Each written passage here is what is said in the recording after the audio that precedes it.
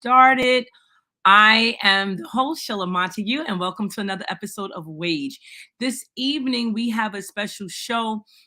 Due to some technical difficulties, we're starting a little bit late, but on time, right?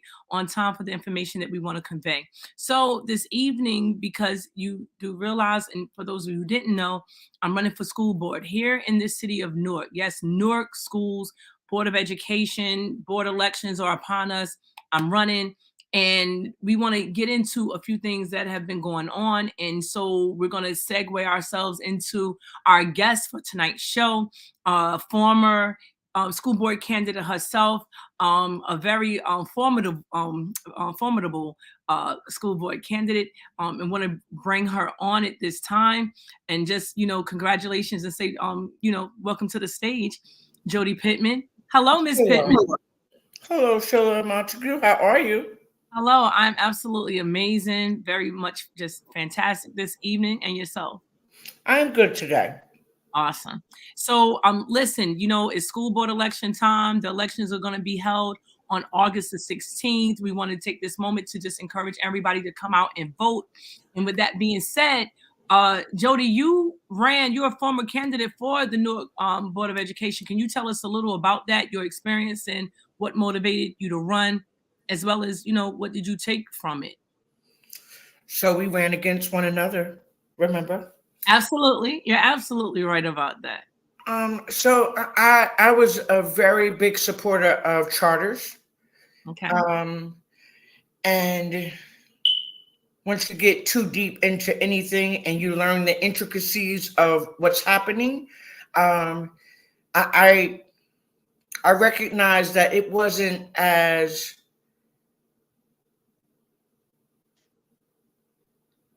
for the people as I thought, or for the children, right?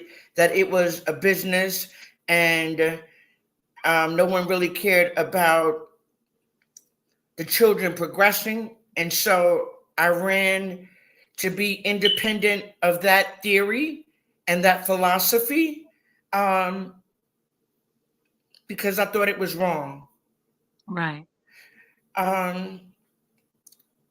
The experience itself taught me that education is a business, and it has very little to do with the children and a lot to do, especially in urban centers, with the money grab. Mm-hmm. And I had children in the district, and I believe in education. And so at the end of that experience, I was proud of myself, disappointed in the system. Wow. That's it. Wow. No, that's good. That's good. So we recently had a debate here in the city of Newark that was hosted by Newark, Newark's NAACP. I thought it went really well. I don't know, did you get an opportunity to see it? And if so, what were your thoughts? Absolutely. So it's always interesting to see the establishment and that ticket that's being backed by money, and then people like you that independently run because you actually want to change the system, right? Mm-hmm. And so disappointed that your chances are slim because you're running against the establishment. But I was very excited that, mm-hmm. you put the establishment in their place. Oh, okay. Jody, if you could just take a moment to position yourself in the center camera, because you I'm sorry. I'm not good at this. I know. At all. Yeah. Is that better? Yeah, it's better. Like, we could barely see the bottom of you. We just see the top of your head, kind of, sort of. I'm sorry. Oh, that's cool. So, what made you, like? How did you feel when you saw the candidates share their platforms? Did you feel hopeful? Did you feel like there were qualified candidates? Did you feel like, what were your thoughts? So all right. So let's get to it. And plus, you have a background in education, so. So I worked with North Public Schools for 19 years. I worked in various departments. I know the system, right? I know the budget. I know how it's allocated. I know schools that use the money inappropriately and not for children, right? I Right. know that children in Newark Public Schools learn off of dittos and not off of books, with a $1.2 billion budget. So I know that system. And what I have learned, right, is that it is most effective when candidates who run are qualified to be there, right? Mhm. So being a community activist does not translate into you should sit on a board of a public school system that has over 30,000 students, a $1.2 million budget, and complications of the failure of Abbott versus Burt, right? So I know that just plain. Right. And and so in a system, let me say this, that intentionally and it strategically blocks out the voice of parents or the engagement of parents, right? Right. So when you're thinking about Livingston, and I'm just talking about, your area, right? Right. Livingston, and progressive school districts where the children are doing better, right? Right. That is happening because parents are 80% to 90% engaged. So they basically run the system, right? So if the 30,000 students in Newark, if 30,000 parents were engaged, we wouldn't be having this moment, right? Because Right. parents would choose Right. who feeds their children, who educates their children, who leads the people who educate their children, and that budget. And so parents are strategically in urban areas where right now the pupil per capita in Newark is $21,000. So every student, every child that goes to a Newark public schools, they are walking into buildings and they're worth $21,000.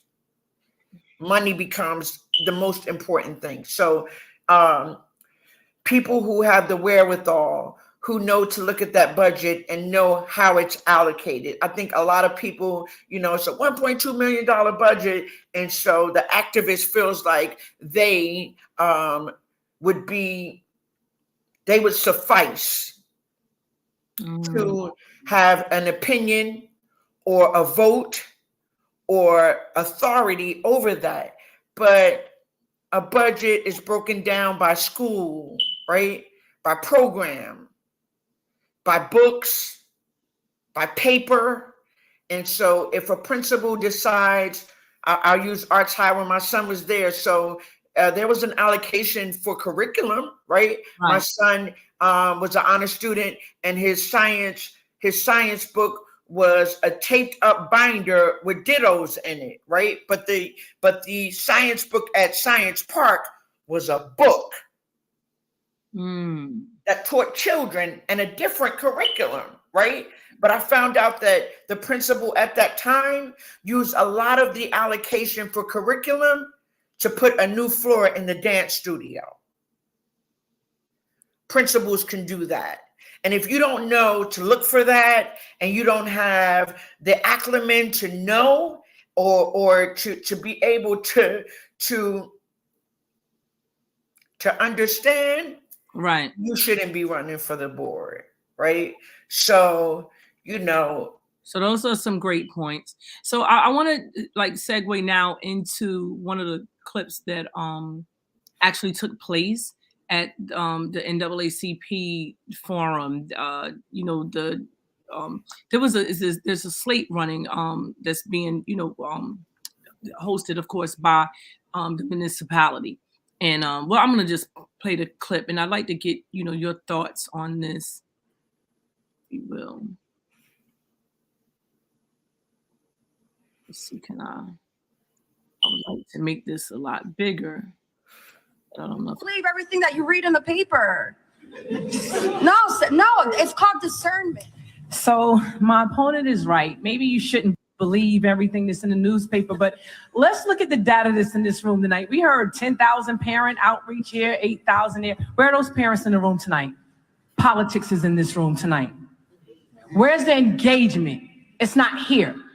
So if we're not going to believe the newspaper, we can believe our lying eyes. The kids aren't reading and writing. I heard my name come up tonight. My name is irrelevant. It is about the students, but it's the fear, because they know that I'm one person in this city who will call the facts down the line for what they are. You have not produced. In the last decade, our children aren't reading. They aren't writing. Sorry, God. And one thing that motivated me is when I'm out, because I live on a number block. I live on 13th Street, where I have bullets every night, where young black men cry to me because they don't know what to do with their lives, because they don't have an education, nor do they have a trade. So I'm living this. Don't come in here and call my name out unless you're prepared to be called out, because it's about the facts. And the facts that you're not producing after an entire decade. And this is not personal. So I don't need to say anyone's name. Data speaks for itself. I had a book drive. This young man was at that book drive with his books. Okay, so we're gonna stop right there and bring us back to where we need to be. I don't know if you had a chance to see that, Jody. If so, what were your thoughts? All right. So I'm going to be frank for this evening. I was watching it as it was happening in my bed with the lights off for the night. Right. And when you gave that dissertation of truth and fact and data and accountability, I jumped up out of my bed, turned all the lights on in my house, and paced the floor.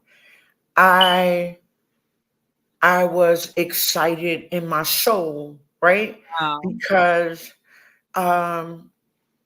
we are in dangerous times,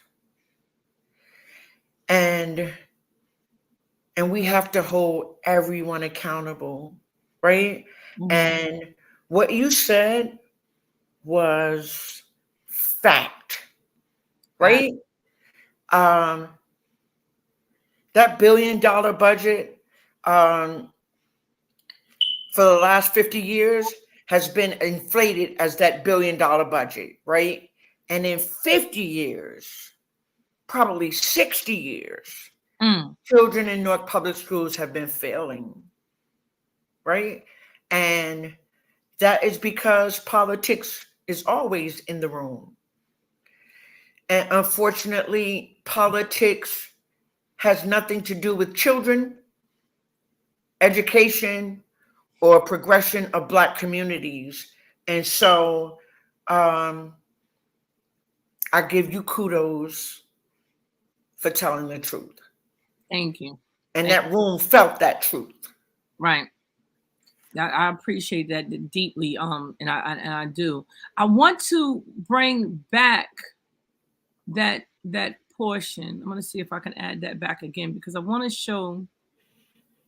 I don't know if I could show it. Let me see if I can get back to where I was at, because it's a part. I want to. Don't believe everything that you read in the paper. I'm trying to figure out. No, it's called discernment. So my opponent is right. Maybe you shouldn't believe. I'm trying to go to the end of this. Let me see if I can do a little bit better. Maybe I can't. I don't know. But what I want. Don't believe everything that you read in the paper. I don't think I'm able to show it, but what I did want to share with everybody was and I'll just say it at the end of that that piece, there was article after article after article after article, while we're being told by an incumbent candidate that we can't believe everything we see in the paper. And it's like, okay, so are all of these articles lying? Is Trenton, the test scores, are they lying?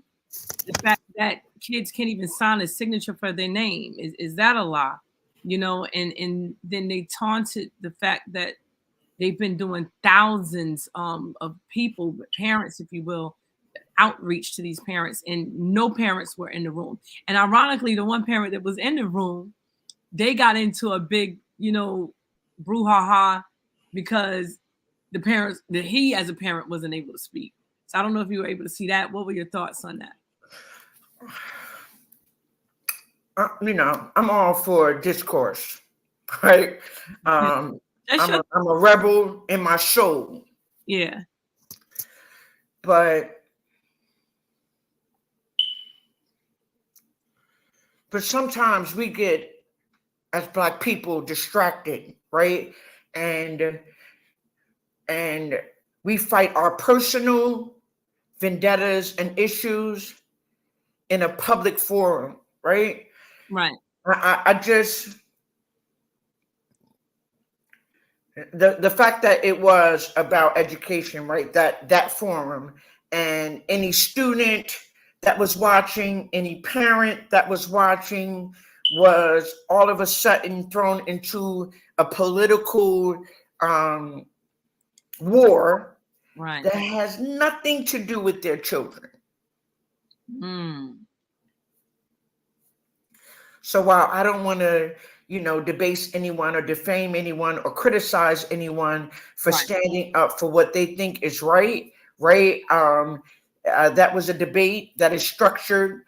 The audience doesn't participate. It hasn't participated as long as I've been watching debates and being a part of it for the 20 some odd years. And so the argument itself was moot. Mm. And I'm not sure why everyone is involved, and as opposed to staying in your space, in your lane. I'll Right. leave it there. Right.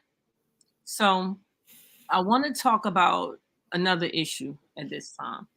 Um, During the most recent State of the City address, the mayor here in the city of Newark announced that, a positive side of things that are occurring in Newark for the most part.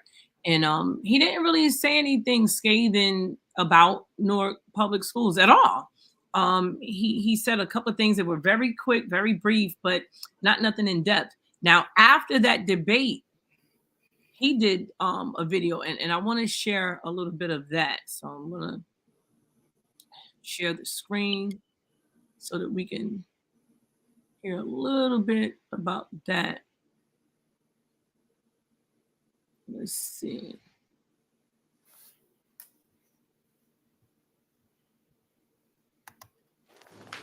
Hello, academic family. I am Mayor W.A.G.E Baraka.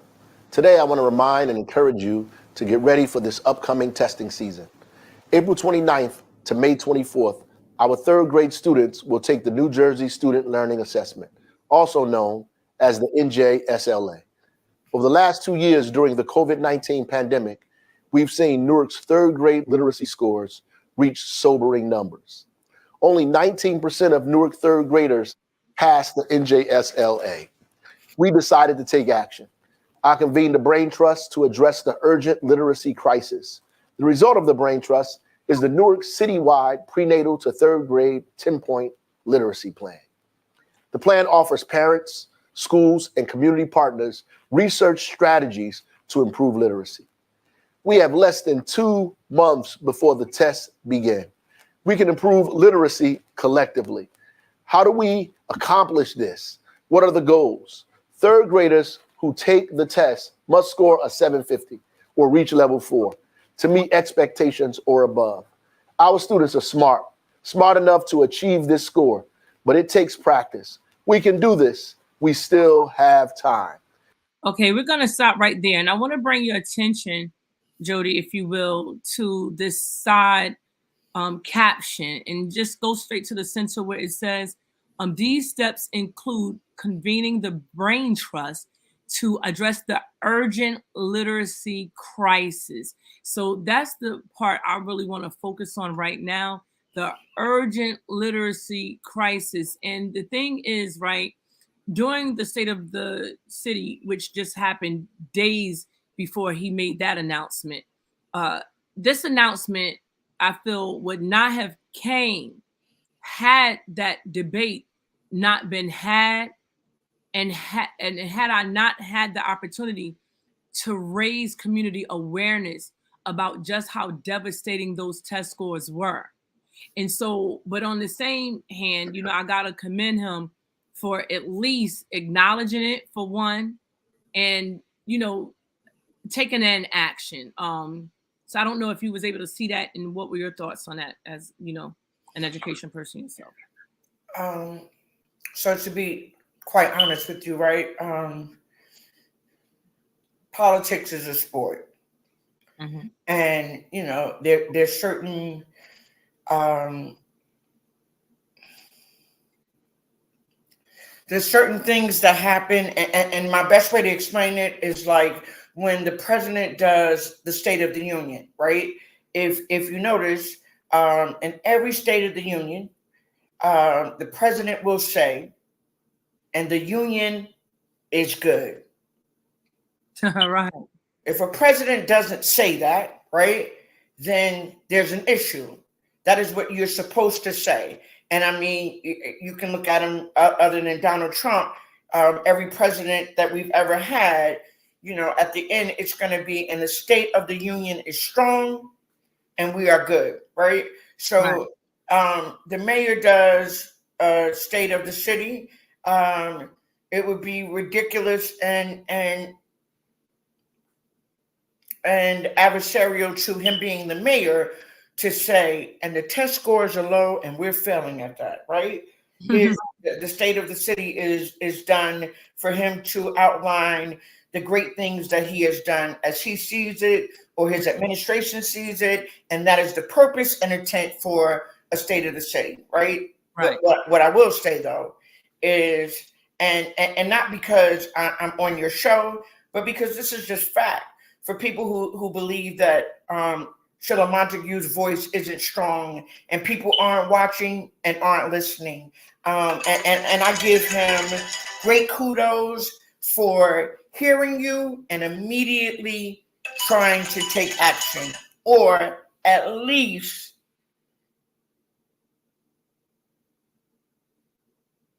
clarifying and quantifying that what you said was true. Absolutely. Absolutely. Jody, I don't know. I want to ask you again if you could just try to center yourself. I'm sorry. Yeah, because that's much better. Because when I put the banners on, it's like you almost disappear on this. I'm sorry. Sorry. It's cool. It's cool because this technology trips me up a lot too. So I do want to say I definitely agree with you. And with that being said, I want to share something else because there were also more commentary, if you will, that stemmed from that debate. And you know, to just give a little bit more legitimacy to what you were saying about you know, having people you know, stand up to the responses, Right. I thought was incredible. So I want to share something else. This is from Instagram also. Okay, I'm going to share a little bit of this. Everybody, you already know, man. It's your boy E. Great checking in one more time, man. See, I got the bros with me, man. Got the hub here, got complex vision. And you know, this right here, this video is about a call to action, man. We see what's going on out here inside the city, and we just, you know, alerted to some disturbing news. You know what I mean? Basically the fact that only 19% of third graders have actually passed the NJSLA test, man, and that's a statewide test. And just by that number alone, man, that's very disturbing. You know what I'm saying? To hear that only 19% of all our third graders have actually passed this test within the past 2 years since COVID. So what we want to do, you know, propose to today. What we do here at the Hub is we have something called Power Hour, when we actually sit here and we help kids out with their homework and their work. So what we want to do is, so starting from today to April 26th, we want to offer free tutoring to all third graders in the city of Newark. Okay, we're going to stop right there. What I think is very important to really, if you will, touch on is not only did the mayor step up and say, okay, wow, let's let's tackle this now. There's some things I think that I do want to add. I don't buy into when they said this is because of post COVID, because it's like the kids weren't reading and writing before COVID. My kids went through COVID too, and they're not failing state exams. Yeah, you understand what I'm saying? Like just because COVID happened. So I think that they lean on COVID a lot. I think there's some other issues that we have to delve into. But I do again I can appreciate the fact that upon hearing that information out loud, he made a move to do something. And these other groups, which are the hub, uh, I want to say I think Tut 360 turnaround, something like that. And forgive me if I'm saying it wrong, but they're a community, and I think he said something the hood that was on the t-shirt, something about the hood. Let me go back because if I can say it right, I'd like to. Um, I think let's see, one hood. So I guess these are organizations, if you will, in the community that are taking responsibility and stepping up. And what he said from the beginning was something just came to our attention. Now, that's why I wanted to go back and show. I wasn't able to. I'm going to see if I can. I wanted to go back and show something real fast. Can you see? Are we still sharing the screen? Let me try to share the screen and see if I could go to something different. Hold on.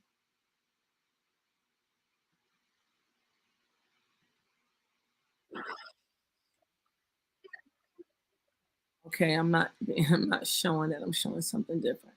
Okay. I'm gonna let you talk a little bit and then I'm gonna bring that part on. But it's just that when he said something just came to our attention, the articles that I've posted has been steadily a part of Newark's current education status for the last couple of years now. And if you want to reach back to the entire decade that this hand-picked selection of board members have been in, it's been this. But three organizations got together, and like I said, while I commend them for stepping up to do tutoring and things like that, right? That's commendable, absolutely.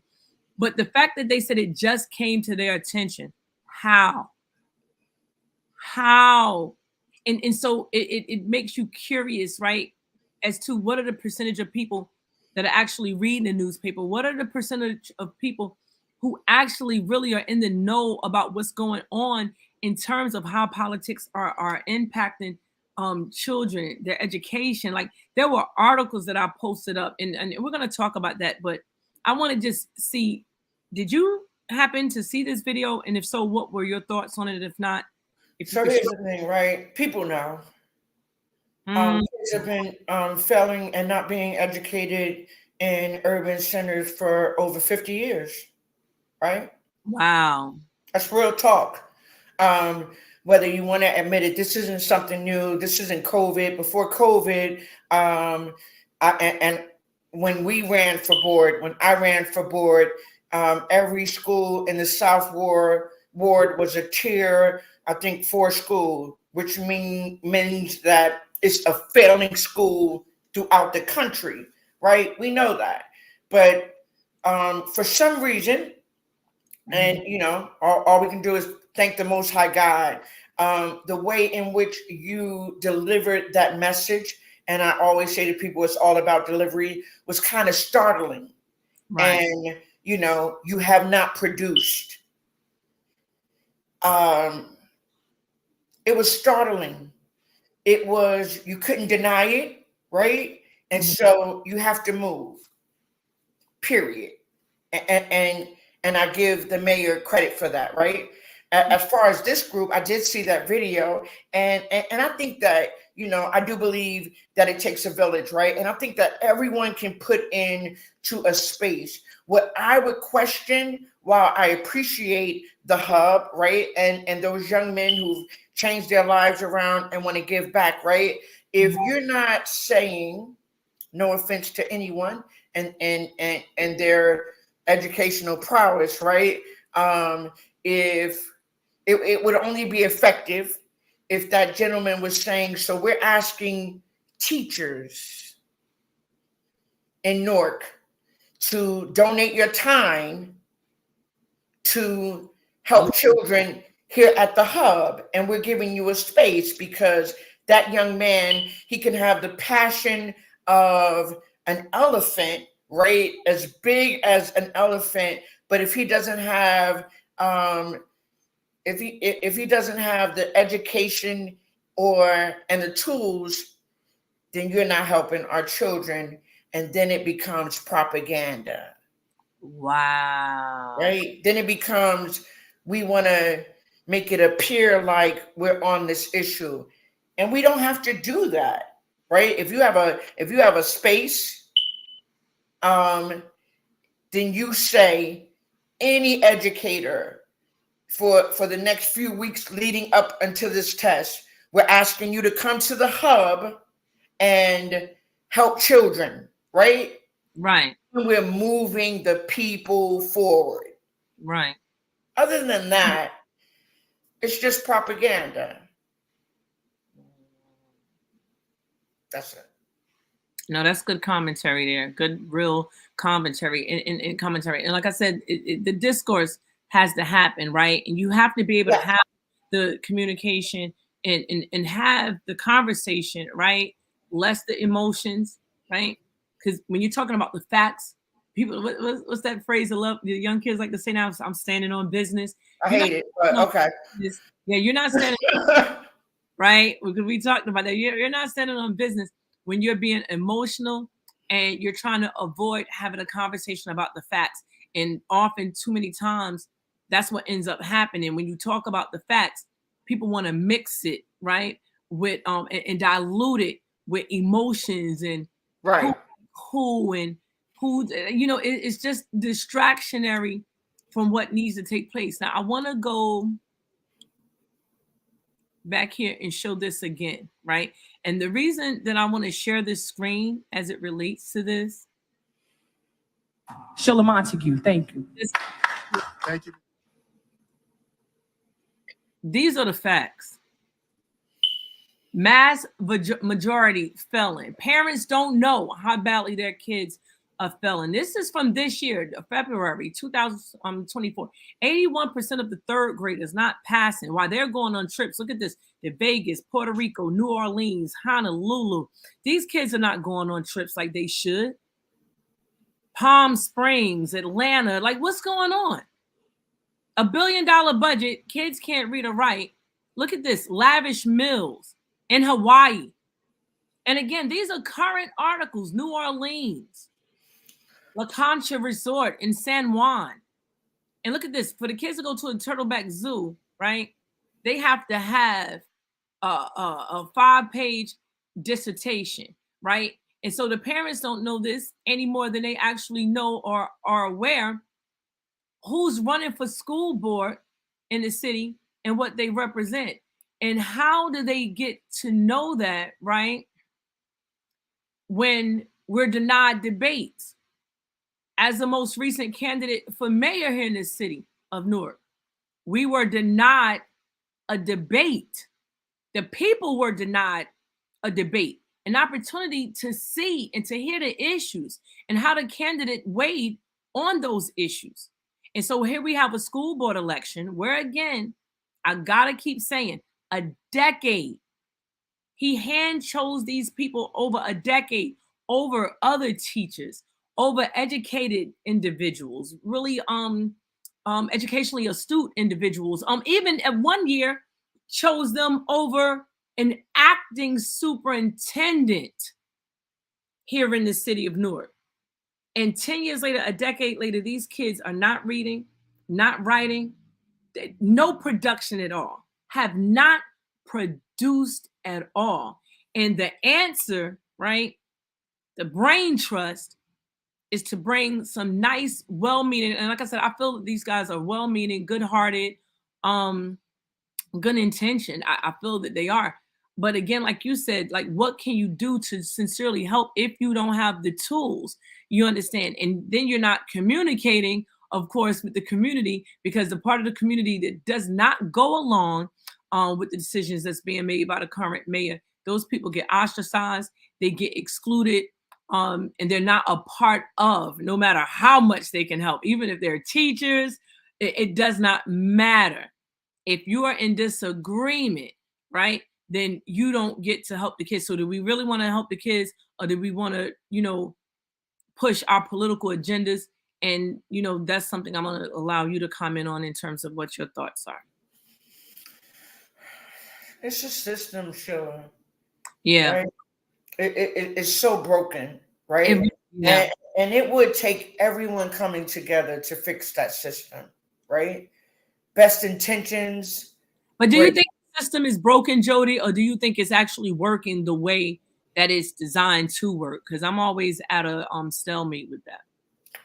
Well, it was designed to be broken, right? Right. Listen,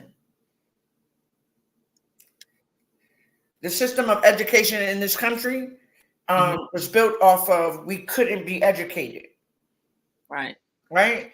And so, should we ever have thought that the people who said that we shouldn't be educated, when they were forced to allow us an education, right, would make it substantive? Right. Yeah, right? So this system has been broken from the inception and was never meant to educate Black children, period. And so the civil rights movement was created to change that, to give us a sense of community for us to move it forward. We dropped that ball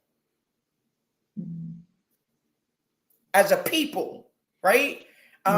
Because we got really inundated into power and the political end of it, right? And the money. And that too is based on the deception and powers of slavery, right? And so it's hard to get it there. Right. Right?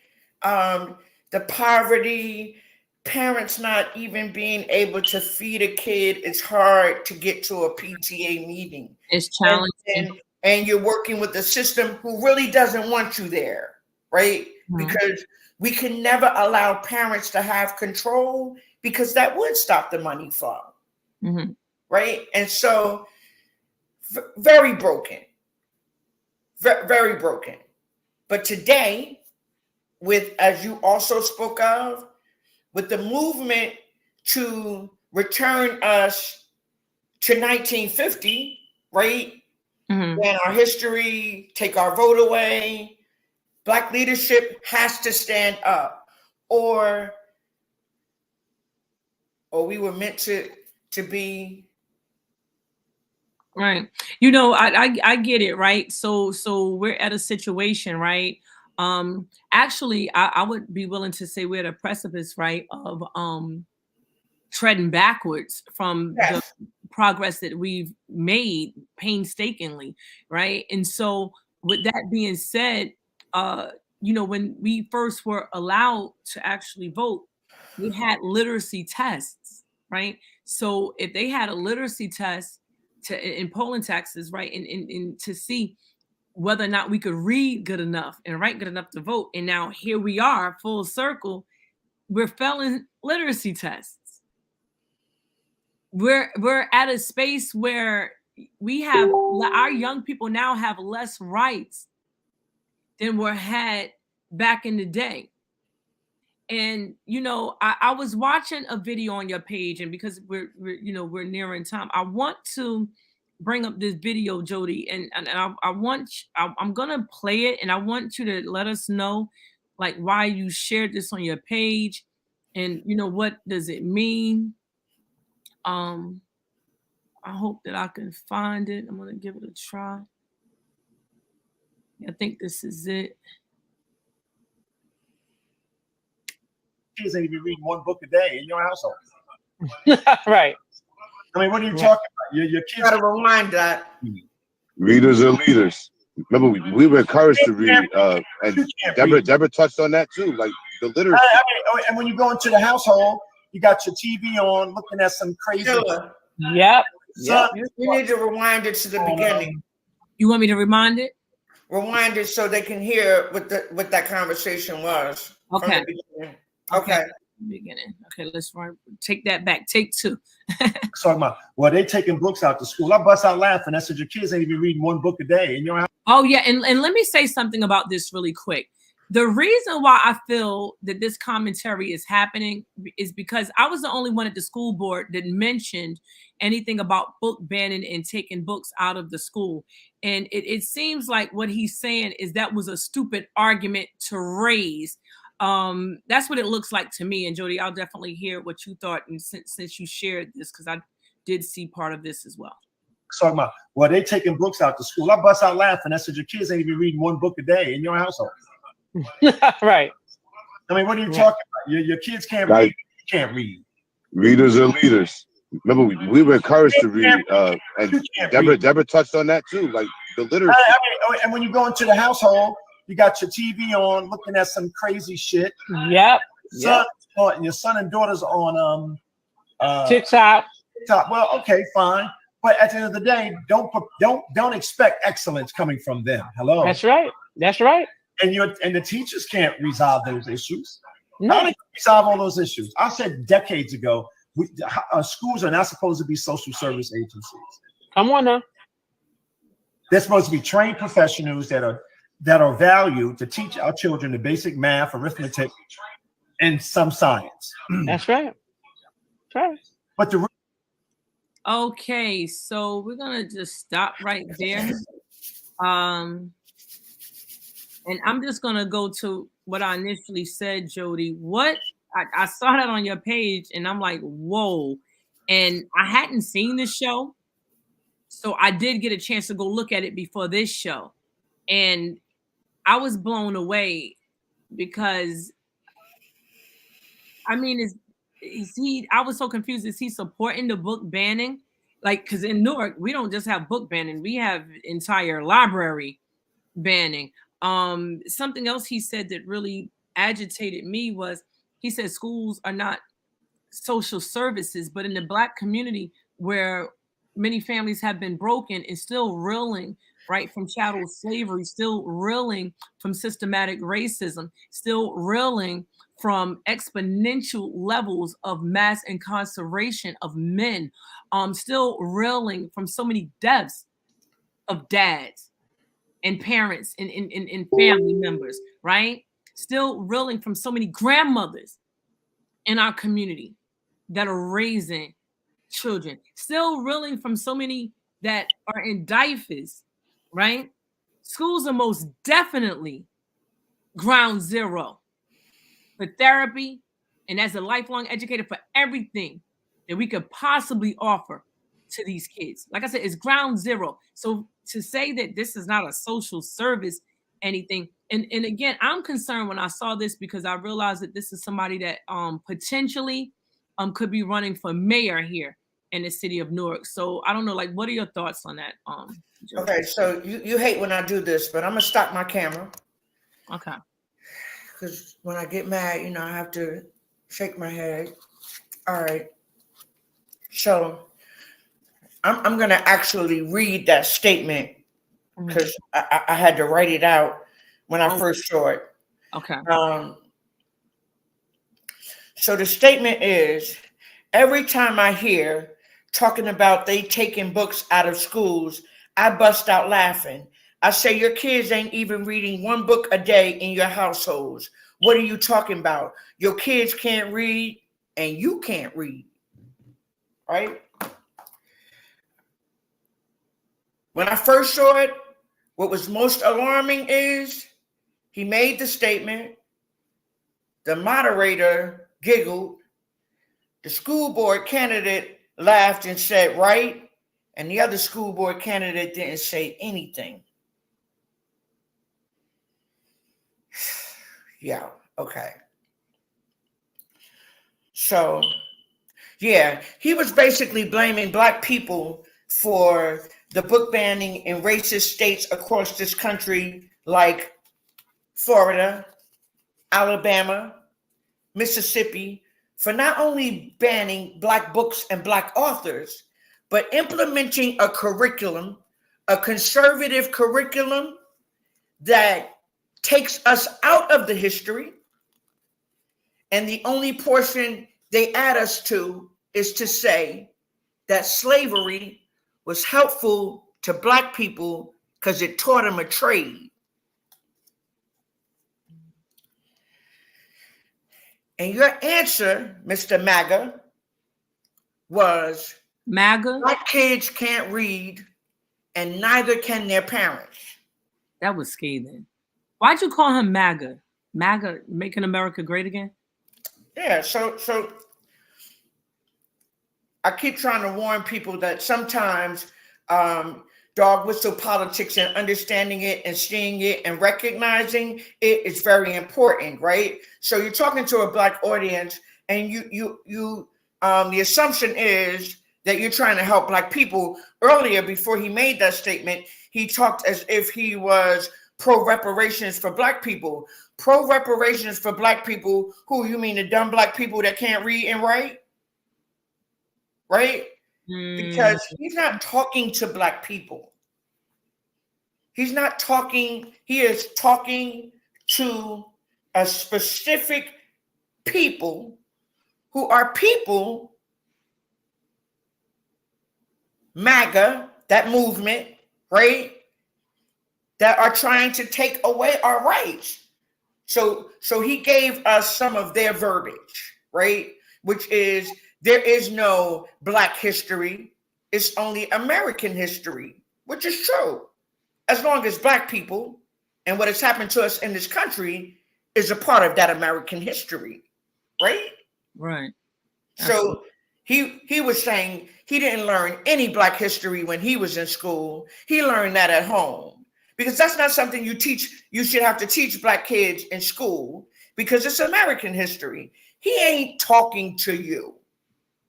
He doesn't give a damn about the kids in Newark Public Schools, right? I don't even understand at this juncture, because I've had to think it through, right? Who even said that he is a leader that should have an opinion, that should be saying anything, right? What has he done that was successful? Is his children successful? Right? Is he talking from a perspective of, I did it right and I know this is what it is? No, right?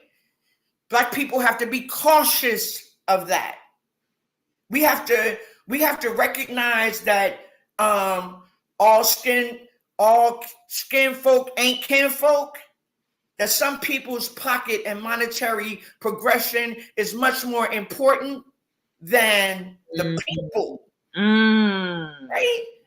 You actually said that it's okay that they ban books because the kids can't read and you can't read.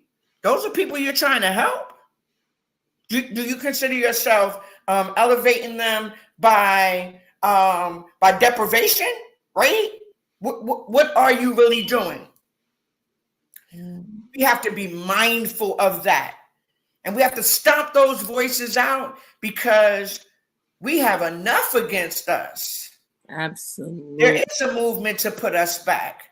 There is a movement to take our rights to vote. There is a movement to eliminate us. How can you be concerned about black children or criticizing? How can he specifically criticize a black mayor in any center, any urban center, and say that Donald Trump is brilliant? Oh, really? It doesn't even make sense, right? Very interesting. Wow. And I have that in writing. Donald Trump is brilliant. Come on. Oh, wow. He can't say he has done anything successful other than be the husband of a councilwoman. So why are you even being highlighted on that show as someone with the acumen to discuss anything with the people? Be careful, people.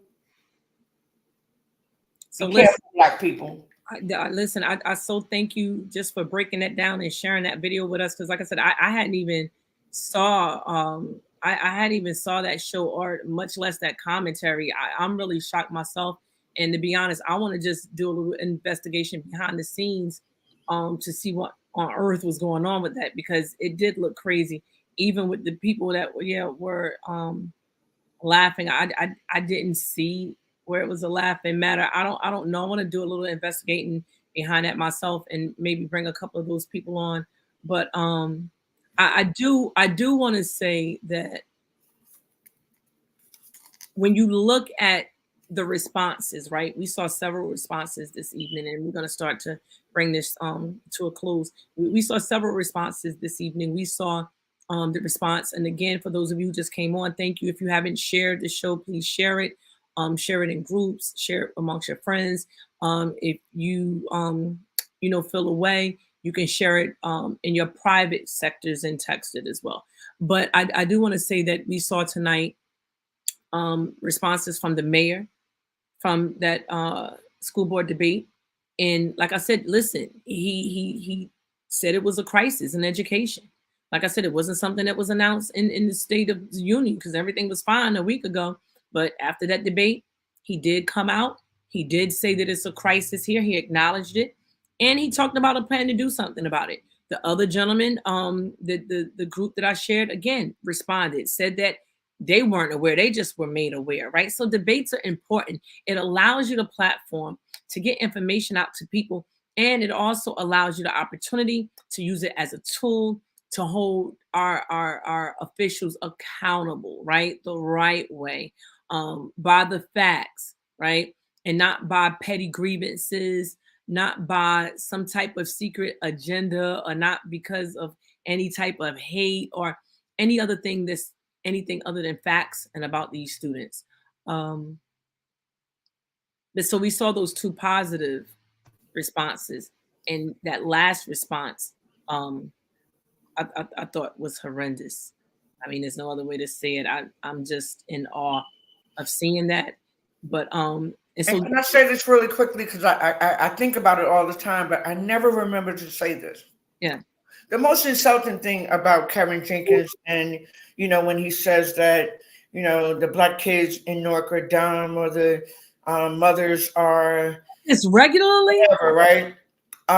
What is most alarming about it is it really isn't even true, right? In Newark, and I don't live there, right? But a few kids that graduated from Wheat High School went to Harvard. Malcolm X Shabazz has sent kids to Yale. okay. Our children read. They do. I'm a mother of a 17-year-old student, my daughter, 4.6 GPA. Go ahead. It looks like it's going out of style. It's not insulting, because we have our issues in our community, and it is disgusting that third graders aren't reading at level or doing math at level. That is a problem in our community, right? But we have success stories all over this effing country. And we're going to keep them. Yeah. And so how dare he make it appear, right? More women are graduating, black women are graduating from college than any other time, right? Black young men are going to college in droves right now. Right? Jody, I want to be clear, because I asked you earlier, I don't know if you answered it. Is this like commentary he makes regularly about black people, or are you just referring to something tonight that was said? Because I don't know. This is just regular. Listen, you and I did a show a few months ago where he talked about black women and how horrible we were, right? Yeah. He constantly debases. This isn't the first time that he said our kids can't read and write. Wow. This is leadership in the city of Newark, and that's another thing that I wasn't aware of, and and so this is the thing, right? When we don't analyze and put a spotlight on this type of hidden, if you will, commentary, because I didn't know about it. So when you don't put a spotlight on it, right, you have a community that are making decisions without all the information needed to make those decisions. So listen, just kudos to you for catching that, hosting it, and just being brave enough to come on and talk to our community, because you have to be brave in these days to talk about issues like this, because truth, now you can become public enemy for just stating the truth. And if you want to just take us out, you got like 30 seconds to close out, because it's 9:58 and we're about to. I will always, I don't care who you are, if you talk against the progression of Black people, I will call you out. I know that's right. Come on. Leadership, Black leadership is important. It has to represent a certain thing. It has to be a certain way. It has to be true, and it can't be based on money, right? It has to be based on the people. And so, I got the A1, I got the sauce, ain't enough for my kid, right? I've been a substitute teacher in the schools where you should have gone and got a degree and became a certified teacher. That's when you show kids who you are, right? When you can't speak to the budget and you can't give me some data, you have no business on the school board. But a clown must only represent and spread the news about the clowns. Listen, Jody, thank you for coming on our show tonight. Thank each and every one of you for joining our show and listening tonight. We just want to give, like I said, a special thanks to Jody Pittman, former school board, for coming on, putting some things into perspective. We're going to continue to keep you notified. And I just want to remind everybody that you can go on www.shelamontague.com to find out more about me as a school board member, to see if that's somebody that you would like to have support you. To support for the students for the school board. The school board election is going to be held on April the 16th. Please make sure that you're registered to vote. If you're not, or you don't know, you can go online easily and find out. And if you need me to find out and help you with navigate that process, please inbox me and let me know. Again, just thank you guys for coming on. Until next time, let's all continue to work together, to love one another, to hold each other accountable, and to be in the most respectful way possible at that, because I do believe in that. And everybody continue to wage love. Good night, everyone.